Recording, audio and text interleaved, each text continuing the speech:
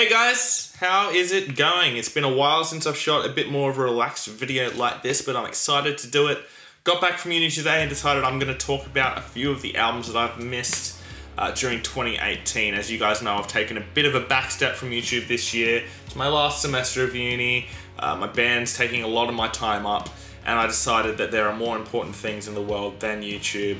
But at the same time, I started working for Peculiar Stereo and started doing reviews that I feel are a bit more in-depth and have a bit more of a certain style to them, and I hope you've enjoyed those. They've been a lot of fun to make. I try and put out as many reviews as I can, but of course there's always going to be albums that I miss, and that's what these videos are for. I have parts 1 and 2 up on my channel from, I think it was February when I did it, might have been March.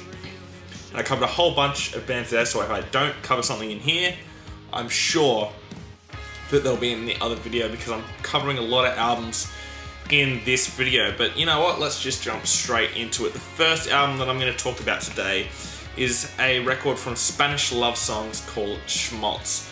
Now, this was a record that I actually found from Joshua Redbeard from Triple J. He hosts the show Short, Fast, Loud, and honestly I don't agree with him a lot on his music choices, but he posted this album on his Twitter and said it was for fans of the Menzingers. And as soon as you say it's for fans of the Menzingers, I go, yeah, me please, thank you very much. But also go, okay, you say it's for fans of the Menzingers, show me what you got.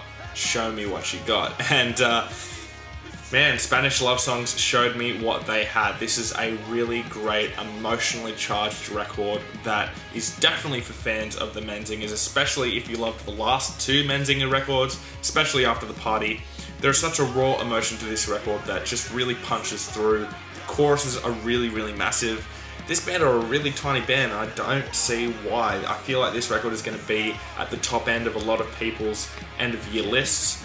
And while it's not at the top end of mine, it is a really fantastic record that you should definitely go and check out. So go and check out that record. Again, Schmaltz by Spanish Love Songs. The next record I'm going to talk about is one of the most controversial records of the year, and in a genre that I don't really cover all that often.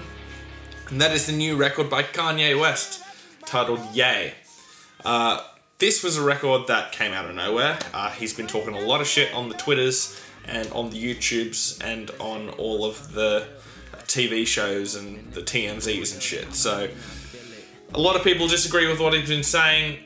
I don't talk about politics on here, so I'm not going to talk about any of that. All I'm going to talk about is the music. And honestly, I think Yay is the best thing that Kanye West has done since Beautiful Dark Twisted Fantasy. I really liked Yeezus. I thought it was good. I thought there were a couple of songs on it that were absolutely brilliant, and I absolutely despise Life of Pablo. So going into Yay, I had no idea what to really expect, and I think Kanye has delivered one of his best records and one of his most consistent. I think that towards the end of the record it starts to lull a little bit, and that's probably not a great thing considering it's only 8 tracks long, but there are a few songs on here that really stand out to me. I thought About Killing You as a great opening track. Wouldn't Leave, I think, is one of the most emotional songs that Kanye's put out in a very, very long time. It always hits me as soon as that melody comes in. And I think All Mine's really great as well. In fact, I just think the first 4 tracks on this record particularly are really, really strong. And then, as I said, it kind of trails off towards the end. Oh, it's only 7 tracks, sorry, I thought it was 8. It kind of trails off those last 3 songs, but for me, easily better than anything on Life of Pablo, and excited to see more stuff from Kanye in the coming months, because I feel like he's just going to keep dropping shit. Next, Slowly Slowly, with their new record Saint Leonard. Now this is a pop-punk emo band from Melbourne, I'm pretty sure, in Australia. These are guys that I had never really heard of, and then my bass player in Substance H put me on to a couple of the singles from this record, and then I realised it was coming out the next week. So I was really excited to listen to it. Didn't have time to review it, but man, for emotional leaning pop punk, this is one of the best releases of the year. What I will say is that I think there are a few too many soft songs on this record. Kind of feels like the record loses a lot of its energy. Just as it's building up, it feels like it kind of just tapers off when another soft song comes in. I feel like I would have liked a bit more pace in it. bit more energy in it. But I think the songwriting is really, really strong. So I think for a debut record, this is really, really impressive. I'm excited to see where they go from here. I'm hoping to be able to check them out sometime this year, maybe even play with them. That would be really, really awesome. But a really great record from Slowly called St. Leonard. So any pop punk fans out there, definitely go and check that one out. Another one for the pop punk fans. There's been a lot of pop punk records coming out lately, and this came out of nowhere from the lead singer of Green Day, Billy Joe Armstrong, and his new band, The Longshot, with their record Love Is For Losers. Now, I went into this record with bottom down the gully expectations because I really disliked everything Green Day has done since probably 21st Century Breakdown. Maybe I liked a few of the songs throughout Uno Dos Tres, but I think as entire records, I haven't liked anything from Green Day since, as a full record, actually, you know what, probably American Idiot. So it's been a long time since I've liked the stuff that has come out from Billy Joe Armstrong. Going into The Longshot, I didn't know what to expect, and what I got was Billy Joe Armstrong sounding alive again and sounding like he cared again, and not going over the top and over bloated with his songwriting, and instead just delivered something that was a lot of fun to listen to. While this isn't going to be in my top records of the year, I mean, at the moment it's in my top 20 records of the year, but I can't imagine it staying there. There are some really great songs on here, some solid songwriting, and again, just that energy and emotion from Billy Joe's voice. Some of the best choruses that he's written in a long time. And it's a short record as well. It goes by really, really quickly. There are a couple of plotty songs where he goes into that thing that Green Day have been doing lately, where it just goes soft and like old school 60s rock and roll, and it just, get that shit out of here. But other than that, it's a really great record that you should go check out. Really, really enjoyable. Not one that I go back to all the time, but again, just really solid. And the last one for this part of the video is Zeal and Ardor with their new record, Stranger Fruit.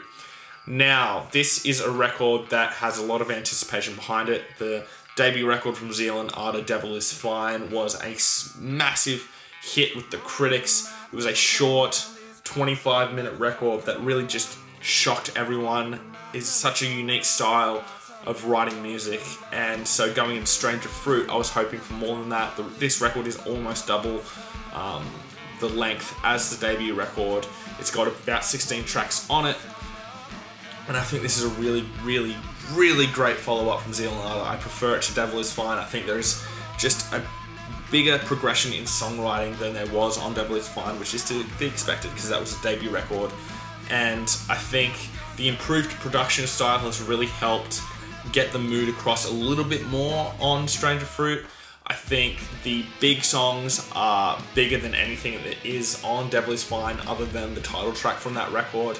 I think that the black metal influence is pulled back a little bit more. It's much more of that bluesy vocal going on, which I love. Whenever that bit comes in, he just sounds really, really great.